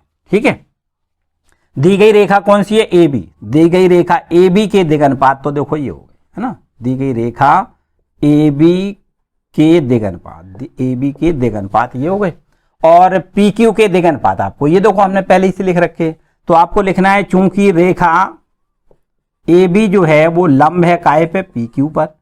चूंकि रेखा AB लंब PQ, अतः आपको लिखना है A1 A2 plus B1 B2 plus C1 C2 बराबर 0 लिखना। ठीक है, अब देखो A1 की वैल्यू हमें पता है 3 लैम्डा प्लस 5 इंटू में A2 का मान 3 लिखेंगे, plus B1 into B2, B1 की वैल्यू हमें लिखनी है 2 लैम्डा प्लस 5, 2 लैम्डा प्लस 5 लिख दें, इंटू में B2 का मान 2 लिख दें, plus C1 into C2, C1 का मान आपको लिखना है -2 lambda plus 4, C1 into C2 का मान -2 लिखना है बराबर 0।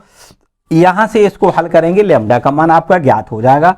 देखो कितना, 3 पंचे 15 लैम्डा प्लस 3 का 9 पहले कर दें, है ना, 3 का 3 से मल्टीप्लाई 9 लैम्डा लिख दें, और प्लस में 5 से 15 लिख दें, प्लस में यहां देखिए 2 दूनी 4 लैम्डा, प्लस में 5 दूनी 10 लिखेंगे, और माइनस माइनस प्लस का लिखेंगे 4 लैम्डा, माइनस में 4 दूनी 8 और बराबर में 0। ठीक है, तो यहां से देखो 9 लैम्डा, 9 4 13 और 13 और 4 17, यहां लिख दें 17 लैम्डा, और इसी प्रकार यहां से देखो 15 और 10 25, 25 में से 8 घटाओगे तो प्लस का आपको 17 मिलेगा बराबर 0 लिख दें। तो लैम्डा बराबर हो जाएगा माइनस में 17 बटे में 17, अर्थात लैम्डा बराबर -1।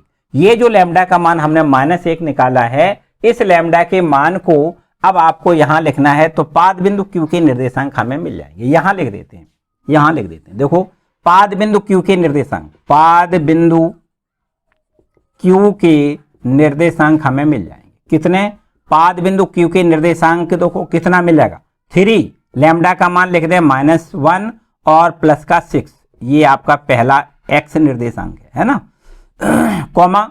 अब यहां पर देखो y निर्देशांक कितना मिलेगा, 2 गुणे -1 प्लस 7 लिख दें, कॉमा, यहां पर लिख दें -2 इंटू -1 प्लस 7 लिख दें।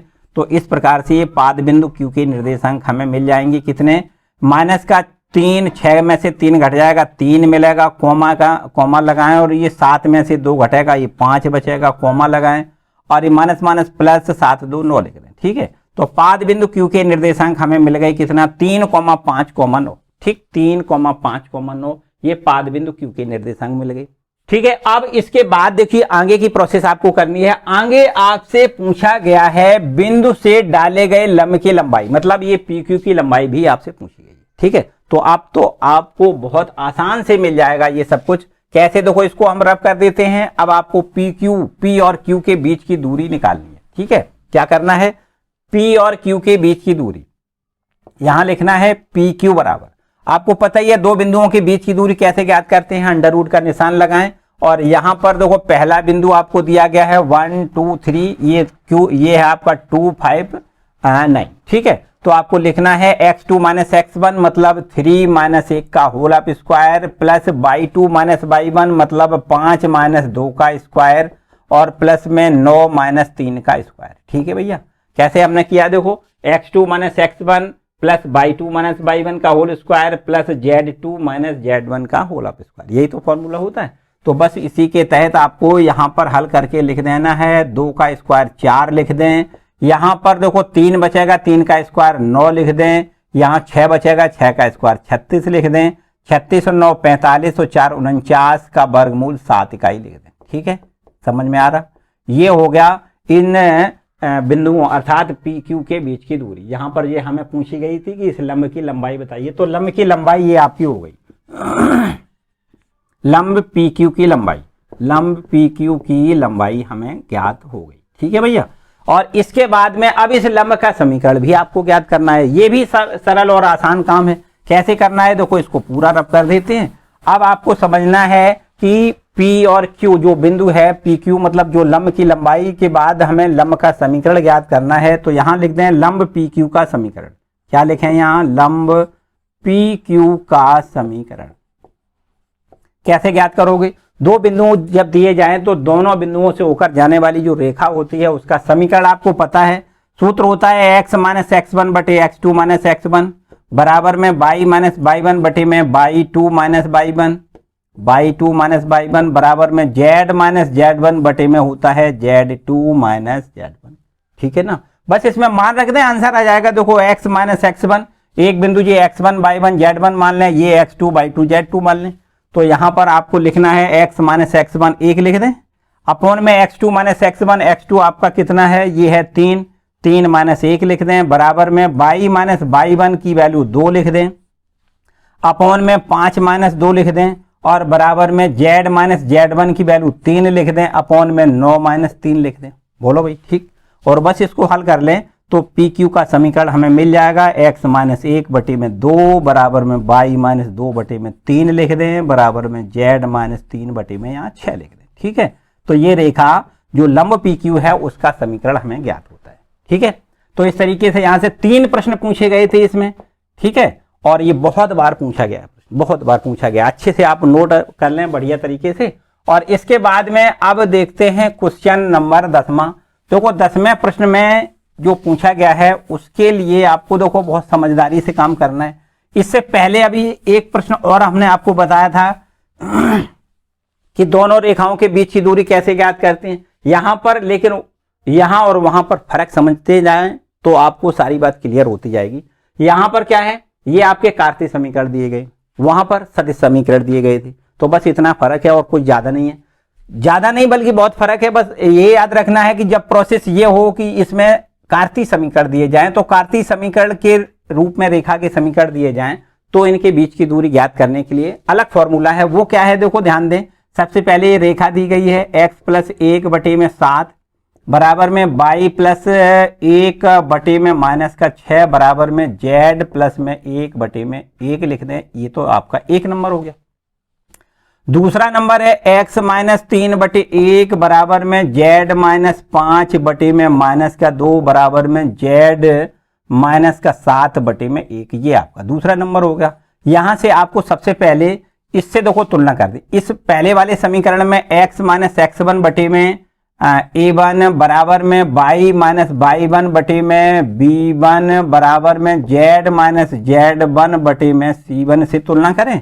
और यहां से देखो तुलना करेंगे उसमें x माइनस x2 बटे a2 बराबर y माइनस y2 बटे में b2 और बराबर में यहां लिख दें z माइनस z2 बटे में c2। यहां से देखो हम तुलना करेंगे। ठीक है, तो सबसे पहले हम एक नंबर से यहां से तुलना करके a1 b1 c1 और x1 y1 z1 के मान निकालें।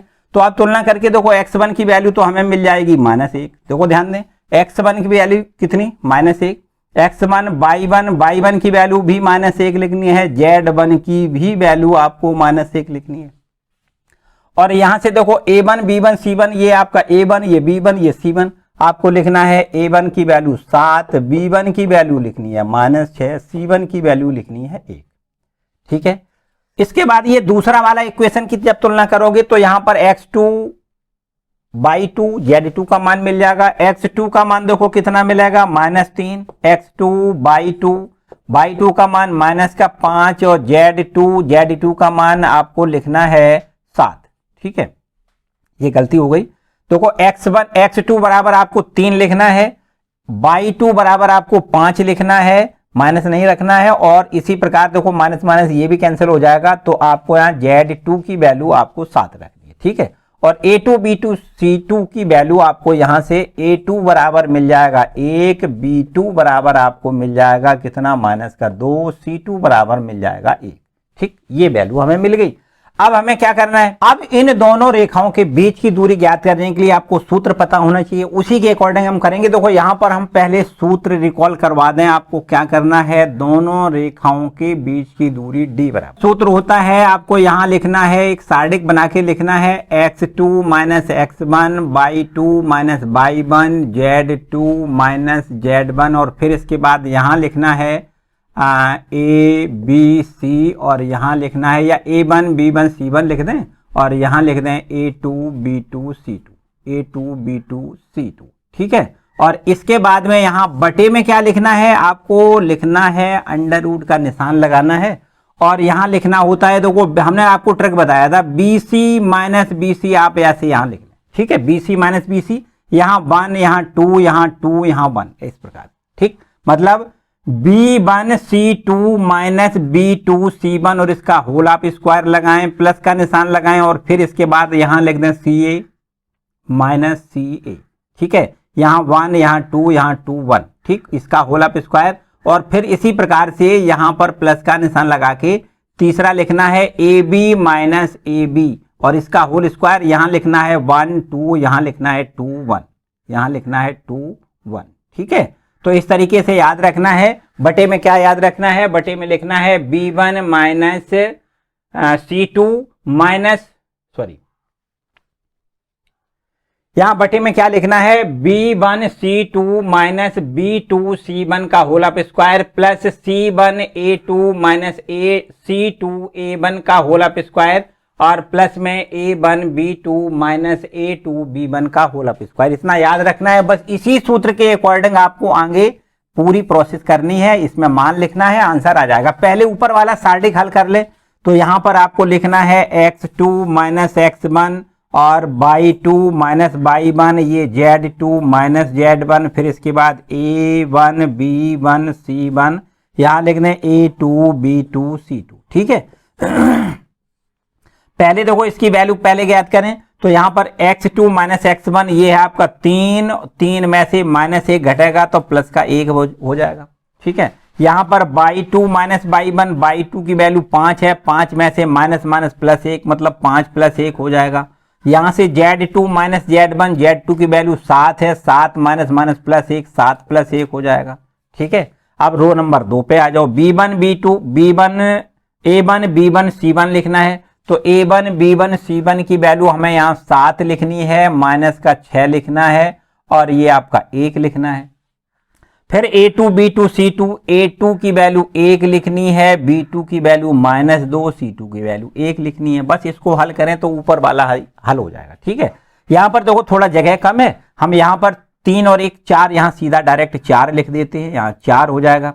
5 और 1 6, ये आपको यहाँ पर 6 लिखना है, और यहां पर 7 में 1 जोड़ के ये 8 लिख देना, ठीक। अब इसको यहां पर हल कर लेते हैं।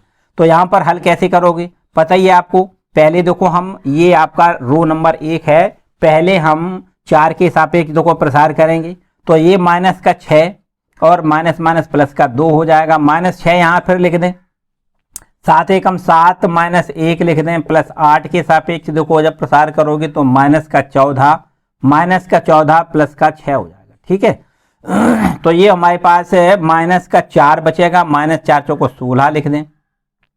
फिर इसके बाद माइनस का निशान लगाओ, और फिर इसके बाद ये 6 छक्का 36, माइनस का 36 आप लिख दें यहाँ पर, और प्लस का ये देखो कितना, ये भी माइनस का बचेगा। कैसे, ये देखो माइनस का 14, इसमें से 6 घट जाएगा, तो आपको माइनस का 8 लिखना है, 8 8 64, माइनस का 64 लिख दें।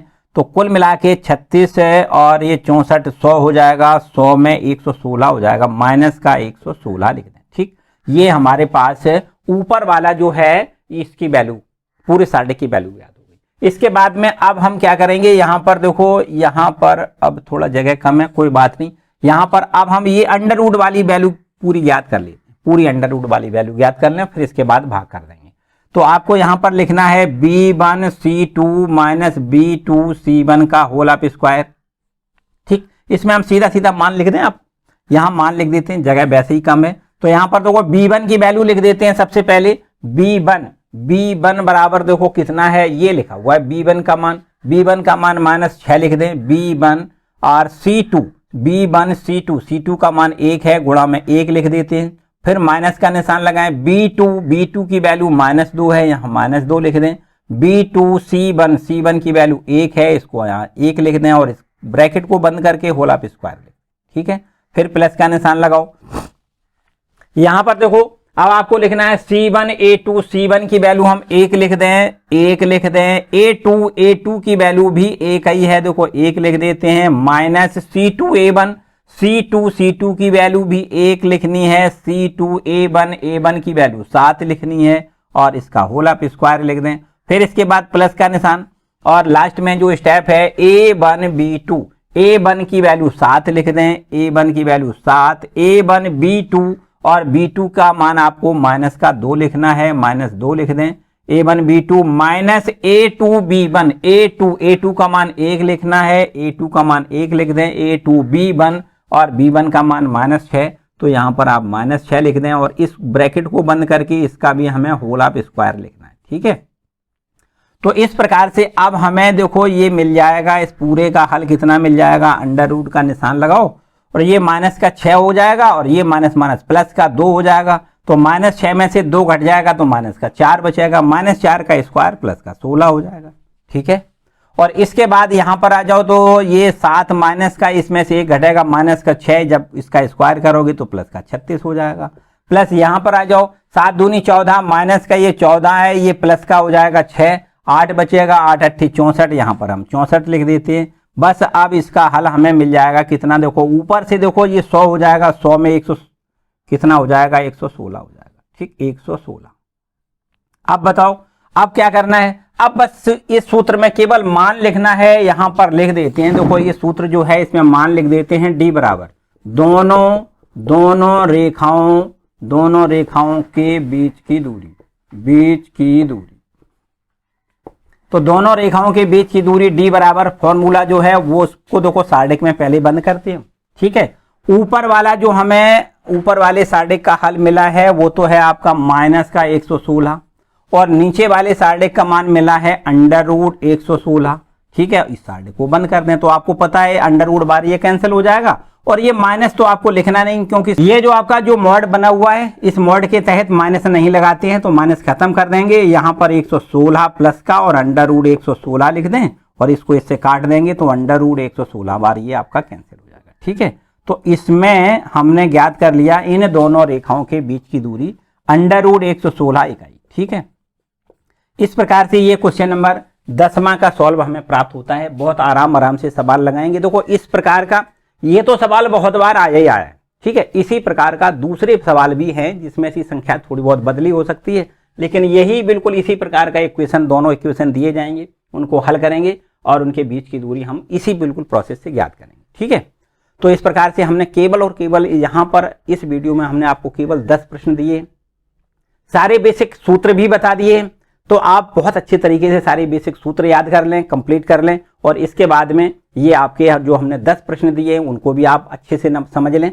हालांकि यहां से अभी और बहुत सारे प्रश्न बनते हैं, लेकिन कोविड-19 के कारण वहां से इस वर्ष आपको वो प्रश्न नहीं पूछे जाएंगे, इसलिए वहां पर हमने यहाँ पर उन प्रश्नों को कतई निकाल दिया है, हमने आपको नहीं बताया। ठीक, आपको नहीं पढ़ना है, केवल और केवल बस जो हमने आपको प्रश्न पढ़ाए हैं उन्हीं पर आपको फोकस करना है। ठीक है, तो फिलहाल आज के लिए हम इतना ही पढ़ाएंगे, और आप मन से घर पर पढ़ते रहिए, अपनों का ध्यान रखिए, अपने अड़ोसियों पड़ोसियों का भी भैया ध्यान रखिए। ठीक है, साथ ही साथ जो प्रिकॉशंस दिए गए हैं अपनी सुरक्षा के लिए अपने हाथों को सैनिटाइज करते रहिए।